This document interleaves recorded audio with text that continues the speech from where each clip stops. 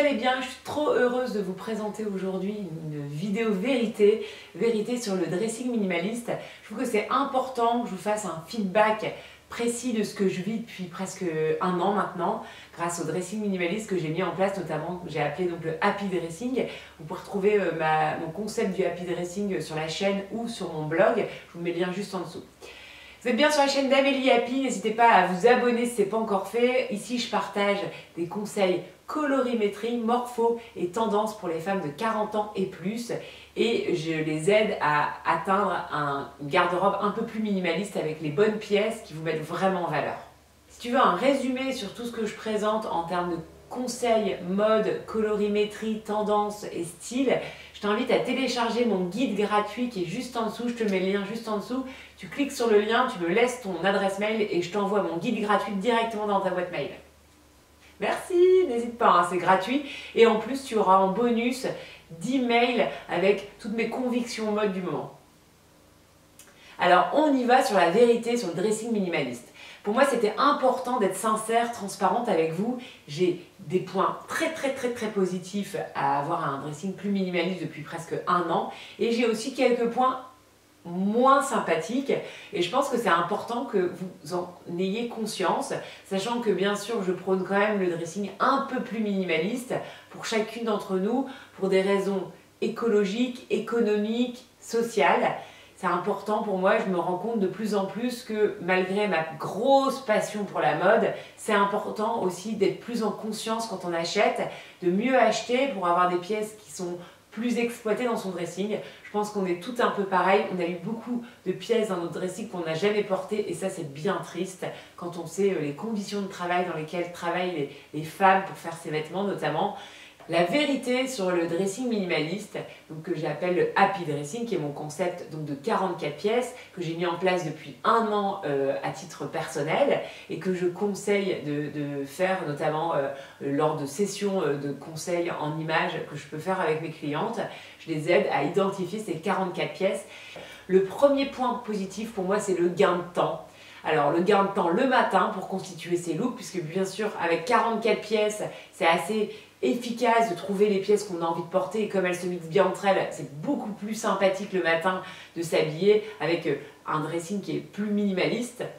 Un gain de temps aussi concernant la manipulation des pièces. Il faut savoir que moi j'avais l'habitude d'avoir beaucoup de lessive, de devoir ranger mes vêtements, de repasser beaucoup de vêtements et là j'ai vraiment gagné du temps. Deuxième gros point fort, c'est le gain d'argent, bien sûr. J'achète beaucoup plus en conscience et donc comme je vais forcément faire moins de shopping, j'ai plus de budget pour mettre de l'argent notamment, alors ce qui me concerne, je mets plus d'argent du coup dans le soin des cheveux et le soin de la peau. Et notamment, je m'offre des soins visage et soins corps plus régulièrement. Troisième avantage qui se recoupe un petit peu, c'est que j'achète beaucoup plus en conscience. J'achète des pièces qui sont mieux, qui me vont le mieux et que je porte beaucoup plus. Et ça, c'est extrêmement précieux. Maintenant aussi, quand je fais du shopping, c'est un vrai plaisir et j'ai conscience de la chance que j'ai d'aller faire du shopping. Alors qu'avant, j'en faisais beaucoup, mais j'étais moins dans la conscience. Et là, quand j'y vais, et ben, je suis aux anges et ça me fait ma semaine. Enfin, bien sûr, tout ce que j'achète, c'est vraiment des pièces que j'adore vraiment. Et ça, c'est un vrai kiff d'avoir des pièces qu'on adore profondément dans son dressing. Alors, concernant les points un peu négatifs, voire complètement déprimants, donc j'ai décidé d'être très sincère avec vous, même si je suis convaincue du bien fondé du dressing minimaliste, je trouvais que c'était quand même important de vous partager mon ressenti. Donc le premier point qui est pour moi le plus négatif, c'est que ça m'a rendue un peu triste et vraiment un peu même malheureuse, j'ai envie de dire. C'est-à-dire que pour moi c'est une telle passion la mode, le plaisir d'aller en boutique, d'aller me promener, de regarder les tendances, de voir les nouveautés, c'est quelque chose qui me plaît énormément et donc je l'ai beaucoup moins fait pour être beaucoup moins tentée et donc je peux dire que ça m'a rendue un peu triste. Voilà. Le deuxième point archi négatif à mon sens, c'est qu'il m'est arrivé une fois pendant toute cette période de faire un gros craquage. Notamment, donc c'était pendant les vacances de Noël, j'étais avec ma soeur en après-midi shopping et j'ai acheté plein de trucs. Voilà. J'avoue, c'était le craquage. Voilà, c'est incompréhensible et un petit peu gênant de vous raconter ça, mais j'ai acheté plein de trucs ce jour-là et j'en avais super envie, super besoin et ça m'a fait vraiment du bien. Par contre, j'ai regretté plein de mes achats ce jour-là. Mais voilà, bon, donc ça m'est arrivé une fois, donc c'est assez raisonnable. Donc j'ai acheté, je sais pas, beaucoup de choses pour ma maison, j'ai acheté des vêtements que j'ai pas beaucoup portés, bon voilà. Bon. Ah!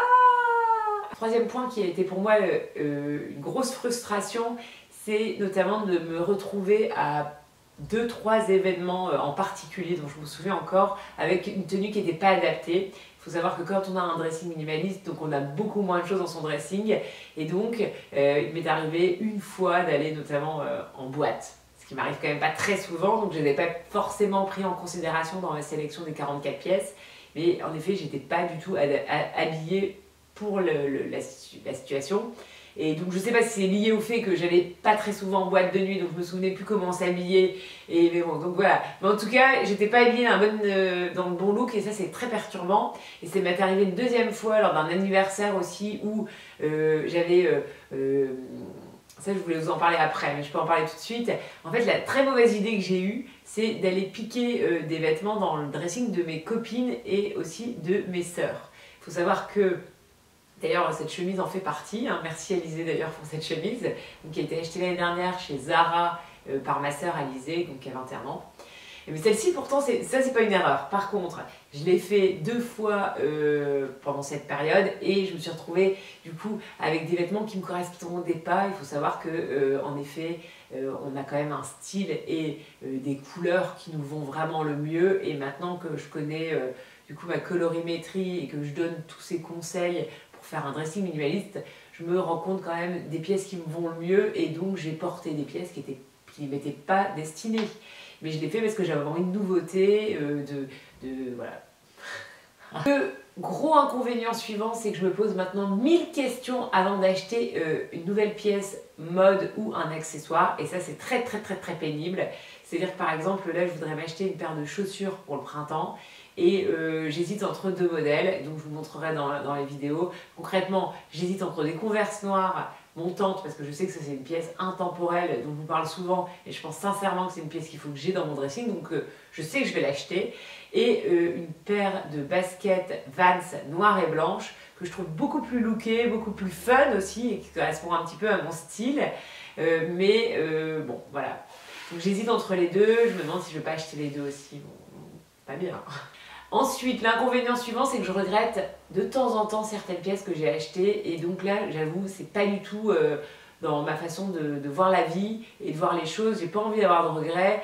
Donc, j'essaye de passer outre. Mais en effet, j'ai quand même acheté 2-3 trucs où je me dis « Ah là, j'aurais pas dû acheter notamment dans cette fameuse période où j'ai fait le craquage. » Donc, dernière anecdote, comme je suis vers un dressing plus minimaliste, je suis partie au ski sans trop réfléchir avec ma tenue que j'avais achetée il y a quelques années.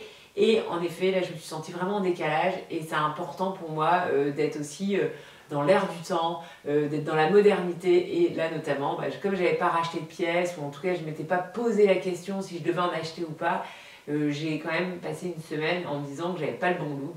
Et ça, c'est pas cool. En tout cas, n'hésitez pas à me poser toutes les questions que vous souhaitez savoir sur le dressing minimaliste juste en dessous dans les commentaires et j'y répondrai soit en vidéo ou soit en réponse à vos messages si c'est une réponse qui peut se faire en quelques lignes. Je vous souhaite une très belle journée, soyez heureuses les filles et ayez une démarche pour avoir un dressing un peu plus minimaliste, ça serait cool. Allez, bisous bisous, à bientôt.